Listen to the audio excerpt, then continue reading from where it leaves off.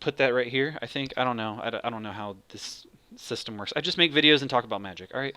Buddy, that's a good card. That's a good card.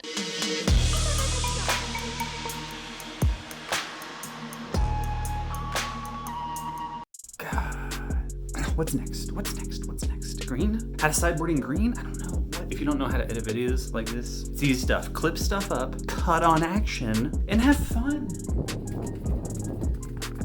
Sideboarding is super easy. Number one, we have the anti-aggression package. Either stop someone from aggressing or allow you to turn a game to where you can start aggressing towards them to where you can start winning the game. 3 life is a big deal. A 1/2 body is a big deal. The difference between 1 and 2 toughness is not that big in the historic format, but it might come up in some certain circumstances. It can block 1/1s. It can block 1/1s. And it costs 1. This is one of the better anti-aggression cards within green. Second place is sort of hinging because Scavenging Ooze is more so a main deck card. It gains you some life, it puts a body on the board. It's one of the better cards in historic. Wall of Blossoms. It's a 2 mana 0/4 that draws you a card. Cantripping for 2 mana is not it's a pretty good effect. If you're blocking against creatures for turns and turns and turns and turns. Lovestruck Beast, for 1 mana, you get a 1/1 body. For 3 mana, you get a 5/5 body. If you don't care about hitting your opponent in the face and you're just trying to live till turn 5, 6, 7, 8, 9, Lovestruck Beast can very much help you get there. And Truffle Snout. I know what you're going to say. This is a bad card, and I understand. Do you see right there where it says you gain 4 life? That's a lot of life. For 3 mana, and you get a 2/1 body on the board, that's a blocker. This guy's a blocker. I just want to play more Scavenging Oozes. I love Scavenging Ooze. It's such a fair card because your opponents are trying to do unfair things and you're trying to do fair things. Magic Arena? You tells me you're gonna put Thragtusk back in the format? I got all excited. And then the revelation came. Thragtusk is not good in this format. Uro is 6 toughness. 6 tough. That's the one thing that's keeping Thragtusk from being good in this format. It's that 6 toughness on Uro. This is my niche strategy protection. It means good cards that are really good in niche certain types of strategies, mainly killing off artifacts or enchantments. Green's really good at killing off artifacts or enchantments. No, I'm not going to call this niche strategy. I'm going to call this just artifact and enchantment hate. These are the 3 better of the cards. Thrashing Brontodon used to be the artifact enchantment killing card. However, you do want to keep the 3/4 body around most of the time. That's kind of what it feels like. Reclamation Sage is my favorite. It's my home ground. You pay 3 mana, you just destroy it, and you get a 2/1 body at the end of the day. That's not a bad trade. And then Return to Nature is just the instant version of everything, with the caveat that it also deals with graveyard strategies. I'm just doing random things to edit into videos. This is all B-roll right here. This is the category I like to call I hate blue magic. I hate blue magic. I play blue magic because I play Magic the Gathering. If you play Magic the Gathering, you will eventually play blue magic. However, counterspells are the cyst that it exists on the taint of Richard Garfield himself. At least how counters used to be. Honestly, in historic, counters are doing pretty well. Like counters, it's pretty comfortable playing counterspells. Like you're not doing anything crazy at 1 mana. You're not doing anything crazy at 2 mana. But you do have to work around that 3 mana slot. So I don't hate where counterspells are right now. Prowling Shepherd. This is not a bad card. If counters were really strong, then this would definitely be more prevalent of a card. It costs 3 and 2 green mana symbols. That makes it a little bit rough, but it hits for 4 damage at a time. That's a lot of damage. Nullhide Ferox is one of my personal favorites. It's a 4 mana 6/6 hexproof. I mean, you can't cast non-creature spells, or it essentially puts a 2 mana tax on casting non-creature spells. I love putting 3 to 4 copies of this in the sideboard just to hit those discard decks. Oh, it feels so good. Shifting Ceratops is probably the best 4 mana option when it comes to countering blue mana symbols. It's protection from blue. That's the important keyword. Protection from blue. Vinemare. This is a 4 mana hexproof. You're paying 4 mana for the hexproof keyword is what you're doing right here. But you sideboard this in against spot removal? Buddy, that's a good card. That's a good card. This is 6 mana, 7/6. Can't be countered hexproof trample. That's a lot. Cragplate Baloth.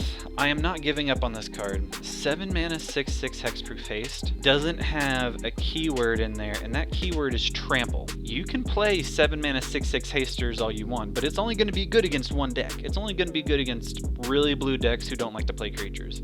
It's not going to be good against mixed decks. It's not going to be good against mid-range. It's not going to be good against any of that because of the fact that it doesn't have trample. If it had trample, you could push damage. It's important to push damage. You got to get your opponent dead. And that's it for the I hate blue category. This is a category I like to call value. Value creatures, and it's only 3 creatures. It was 4 creatures, and I'll tell you why. Hornet Queen used to be a value creature. It used to be a 7 mana, you win the mid-range matchup. But creatures are stronger nowadays, and Hornet Queen is no longer a good card. Sorry, Hornet Queen, you just don't cut it. Elder Gargadoth is the premier value card of Historic. Why? Because it has 6 toughness. It's a really good thing. It blocks, it attacks, it has trample, it makes more bodies, it gains you life, it draws you cards, it does a lot of stuff. For 5 mana and green, in the category where you're gonna have all the green in the world. This is a good card right here. This is a good card. Thragtusk. I have a certain relationship with Thragtusk. I want Restoration Angel shenanigans. I will make a Bant Restoration Thragtusk deck any day of the week. It's good. It costs 5 mana. It's a 5/3. It's a 5/3. You're paying 5 mana for 5 toughness is essentially what you're doing. You know, they can remove it. You're getting a 3/3 beast at the end of the day. Now that doesn't sound like a whole lot, but 3/3 body hits people in the face.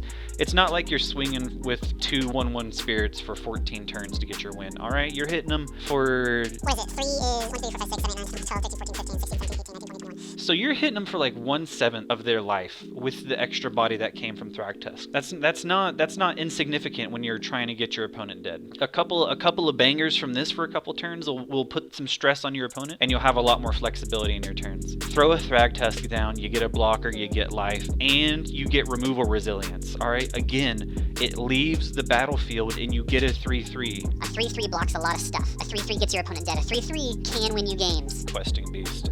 Oh my god, it does everything you need it to do. Look at those keywords. Look at those effects. Those are very important keywords and effects. Vigilance, Death Touch, Haste, 4 toughness, can't be blocked, and you can't prevent damage. Oh, did I forget to mention it kills planeswalkers too? Urros are a problem. I get it, Urros are a problem. But for getting your opponent's dead, this card gets the job done. This card is the bee's knees. If you're not playing Questing Beast in your green deck, what are you doing? What are you doing, man? Hit some people in the face, get some damage done, make sure planeswalkers aren't doing any shenanigans. A drink report.